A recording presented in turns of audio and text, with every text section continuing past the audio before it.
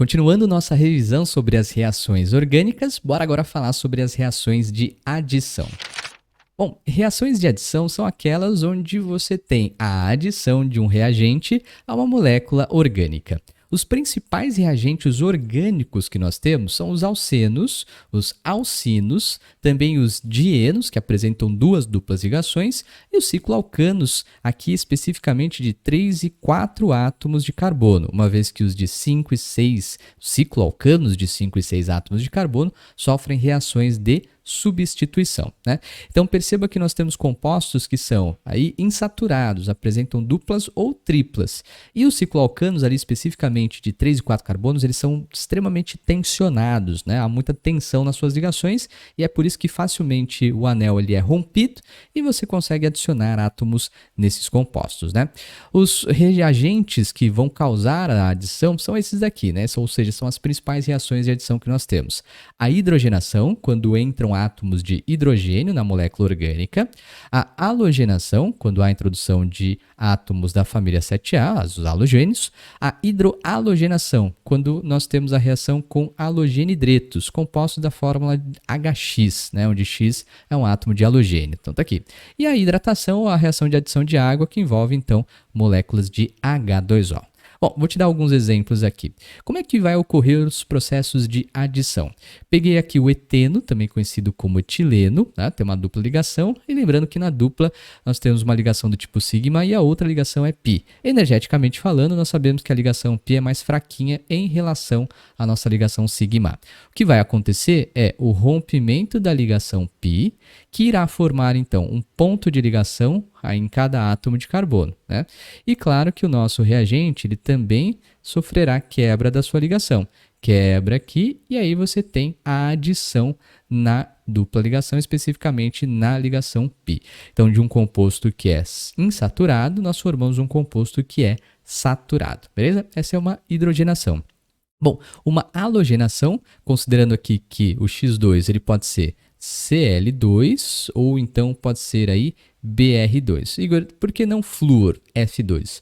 Bom, o flúor é extremamente reativo, lembrando que na tabela periódica, a propriedade periódica aí, né, descrita como reatividade, ela cresce para as extremidades, tanto para a extremidade aqui inferior esquerda, quanto a extremidade aí superior direita, excluindo evidentemente os gases nobres, porque eles não são reativos, né? Então o flúor é muito reativo, ele acaba arrebentando a molécula orgânica e aí vai transformar em compostos inorgânicos. E por que não o iodo? O iodo ele é uma substância muito lenta para ter o processo aí de adição. Então os clássicos aqui, cloro e bromo, beleza? Então, X2, genericamente podendo ser essas duas substâncias, vai de novo romper a ligação aqui π, adiciona aí X para um lado, X para o outro, em presença de um catalisador adequado, né? Uma hidrohalogenação, então de novo aqui os clássicos podem ser HCl ou então HBr, né? O que a gente mais vê nas questões aí é sempre reação com HCl, então quebra a ligação π, adiciona hidrogênio para um lado, né? Hidrogênio para o lado e o X para o outro. Para essas moléculas pequenas, né? Para esses alcenos aqui, que então são equivalentes em relação ao CH2, perceber CH2 de um lado e CH2 do outro, eles são iguais. Então eu posso colocar aí de um lado ou do outro o átomo de hidrogênio e o átomo de X. Mais para frente a gente vê que não é bem assim as coisas, dependendo do nosso composto, beleza? Então tá lá. E a reação de hidratação, mesma coisa que rompe a ligação π, na molécula de água na química orgânica, a gente sempre olha como HOH para ficar mais fácil. Então rompe aqui no H, o OH, adiciona H para um lado, OH para o outro. De novo, aqui cuidado, o meio é ácido, né? O catalisador ou a catálise aqui é uma catálise ácida. E nós temos então a formação de um álcool como produto, beleza? Então, de modo geral, as reações de adição ocorrem sempre da mesma forma. Quebra a ligação π e adiciona aí o nosso reagente, certo? Reações em duplas conjugadas. Bom, nós temos aqui o buta 1,3-dieno.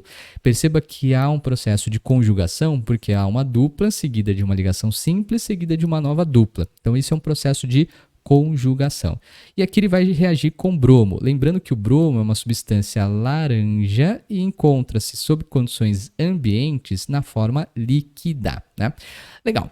Então perceba, aqui eu posso separar os átomos de bromo, ó, Br, Br, e aí eu posso fazer uma adição que é chamada de adição normal ou 1,2, onde eu quebro aqui a ligação π entre os carbonos número 1 e o carbono número 2, né? Então tem uma adição 1,2. Agora, sob determinadas condições, o que pode acontecer é a movimentação da nuvem π parando aqui, ó, entre os carbonos número 2 e número 3. Então, o que vai acontecer? Um elétron aqui da ligação π, né? Então, lembra que cada traço é um par, cada par é uma ligação. Nós temos um elétron vindo para cá, né? Outro elétron vindo para cá, e aí você tem a formação de uma ligação π aqui entre o carbono número 2 e o carbono número 3. E aí vai formar um ponto de ligação aqui no carbono número 4 e um ponto de ligação aqui no carbono número 1. É por isso que nessas reações, elas são chamadas, eu tenho a nomenclatura de adição 1,4. Perceba que o átomo de bromo adicionou-se aqui no carbono número 1 e o outro átomo de bromo adicionou-se no carbono número 4, beleza? Mas, Igor, como é que eu vou saber identificar?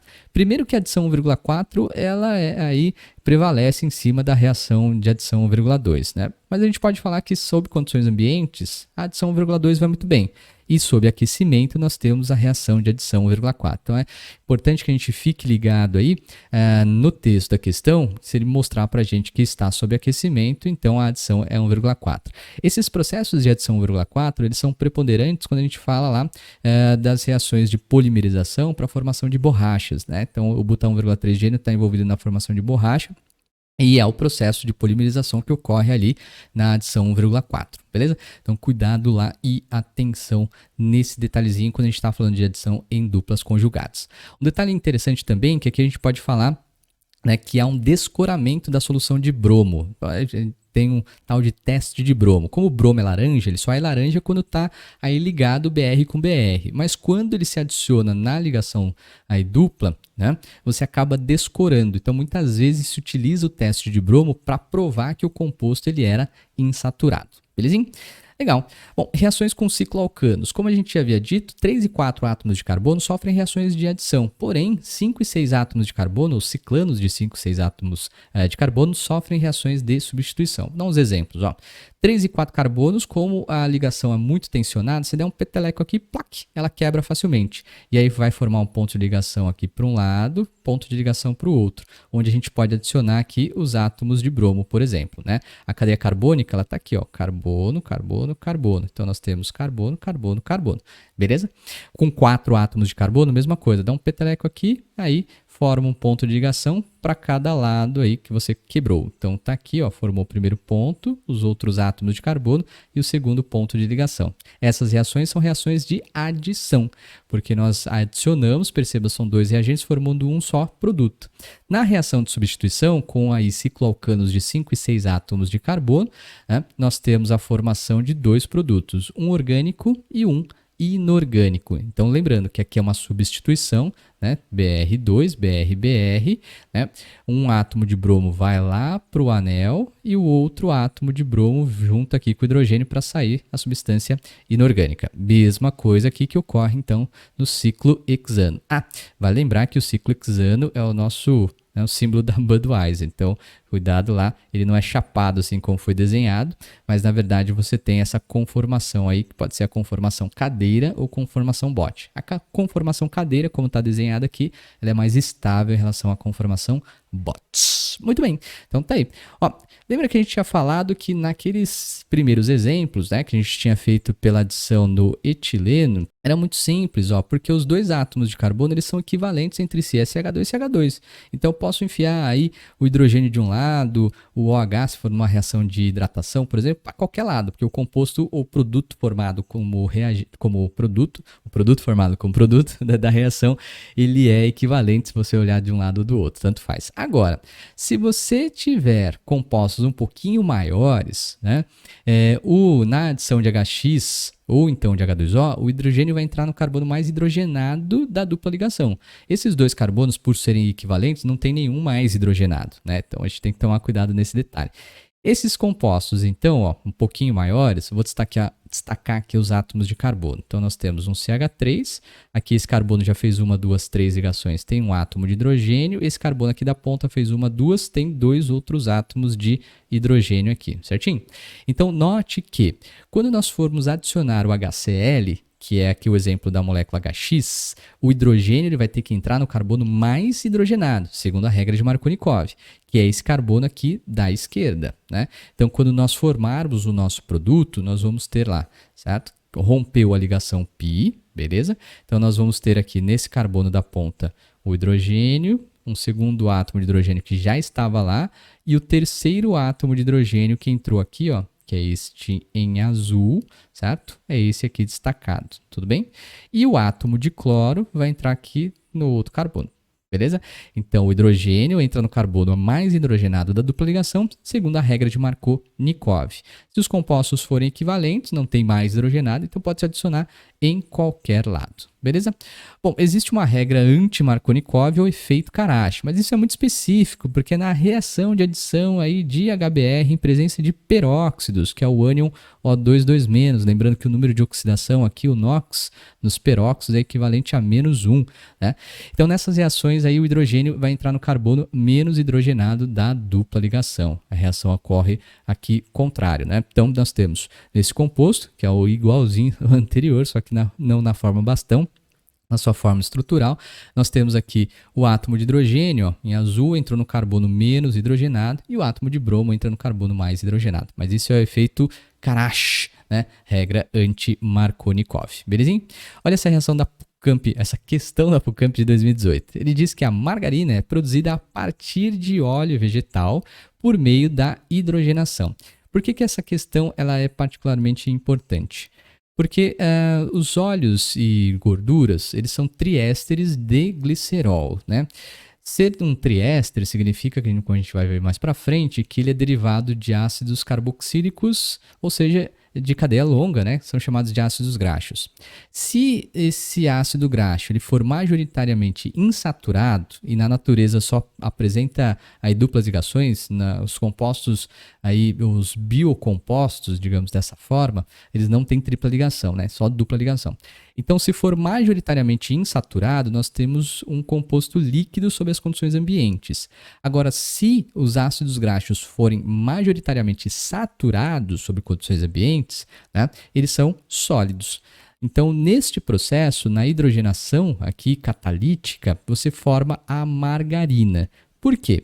Porque você vai ter, neste caso, né, esse processo é uma reação de adição. Então, o item 1 aqui a gente já pode colocar como sendo uma adição, que é especificamente, né, na produção das margarinas, chamada de hidrogenação catalítica. Então, catalítica. Falou margarina, falou hidrogenação catalítica, falou reação de adição. Na qual uma cadeia carbônica que apresenta aí majoritariamente duplas ligações, então uma cadeia carbônica que é insaturada, então está aqui insaturada, certo? Transforma-se em outra, nesse caso, que é saturada. Na real, você diminui o número de insaturações, não quer dizer que todas as duplas ligações, né, serão aí adicionadas ou sofrerão reação de adição. Aqui até o texto seria um pouco falho, mas na real você tem uma parte só das duplas ligações transformando-se em ligações simples, ou seja, aumentando aí a saturação do composto, beleza? As lacunas 1, 2 e 3 são corretas respectivamente substituídas por... Então, nós temos reação de adição insaturada... na verdade, eu que estava comendo bola. É realmente menos saturada. Não, na verdade, ela se torna mais saturada. Então, aqui menos está falso. Na letra B, adição saturada não. Na letra C, adição insaturada se torna mais saturada, aí sim, a alternativa letra C. Olha só eu falando mal da questão da PUCamp e estava certo, você tem uma cadeia se tornando mais saturada. Então, deixa eu apagar isso aqui. Então, na real, você tem uma cadeia mais saturada. Agora sim, desculpa aí, PUCamp. Muito bem, fizemos então a revisão rapidamente aí das reações de adição. Na próxima parte, a gente fala sobre as reações, então, de eliminação. Até mais.